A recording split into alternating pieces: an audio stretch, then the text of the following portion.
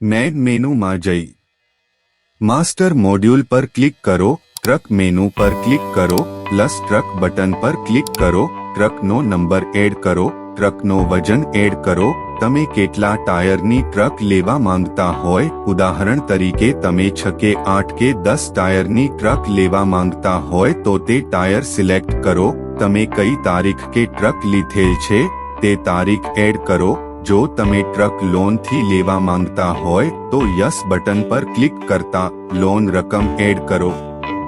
ઉદાહરણ તરીકે લોનની રકમ 10,000 જોવા મળશે. લોન મંથ 12 મહિના લીધેલ છે, જેમાં એડવાન્સ ઇન્ટરેસ્ટ 1,000 લીધેલ છે. બેંક નામ એડ કરી એકાઉન્ટ નંબર એડ કરો અને તમે ટ્રક લોનથી લેવા માંગતા ના હોય તો નો બટન પર ક્લિક કરો. ઇન્સ્યોરન્સ એક્સપાયરી તારીખ એડ કરો, જે તારીખ ઇન્સ્યોરન્સ બંધ થશે ત્યારે તમને ડેશબોર્ડમાં તમને એલર્ટનો મેસેજ જોવા મળશે. પીયુસી એક્સપાયરી તારીખ દાખલ કરી, પરમિટ એક્સપાયરી તારીખ દાખલ કરો, ઉદાહરણ તરીકે તમે વાહન કેટલા વર્ષે વાહન ચલાવી શકશો, ફિટનેસ તારીખ દાખલ કરો, જેથી તેઓ રાજ્યની બહાર જઈ શકે તે તારીખ દાખલ કરો, જે તારીખ ટેક્સ બંધ થશે ત્યારે તમને ડેશબોર્ડમાં તમને એલર્ટનો મેસેજ જોવા મળશે.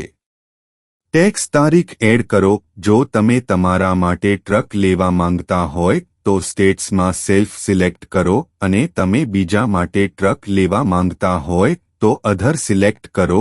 સેવ બટન પર ક્લિક કરો. જો તમે ટ્રકની માહિતી સુધારવા માટે એડિટ એટલે કે વાદળી બટન પર ક્લિક કરો, ત્યારબાદ તમારી સામે માહિતી સુધારવા માટે ફોર્મ ખુલશે. જે માહિતી સુધારવા માંગો છો તે માહિતી સુધારી સેવ બટન પર ક્લિક કરો. જો તમે ટ્રક રદ કરવા માંગો છો તો લાલ એટલે કે ડિલીટ બટન પર ક્લિક કરો. ટ્રક સર્વિસ ક્યારે કરવી તે સેટ કરવા માટે પ્લસ બટન પર ક્લિક કરો. ટ્રકની સર્વિસ કેટલા મહિના કે કેટલા કિલોમીટર પછી કરાવી એની માહિતી ભરી સેવ બટન પર ક્લિક કરો. ટ્રકની સર્વિસ ટાઈમ બદલી શકો. ટ્રકની માહિતી સુધારી સેવ બટન પર ક્લિક કરો. ટ્રકવાળા બટન પર ક્લિક કરો. ટ્રકના સ્પેર પાર્ટ્સ ખરીદવા માટે ટ્રકવાળા બટન પર ક્લિક કરતા ફોર્મ ખુલશે.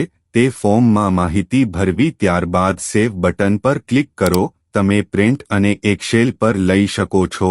ડાઉનલોડ બટન પર ક્લિક કરતા તમે તમારા ડોક્યુમેન્ટ ડાઉનલોડ કરી શકો છો.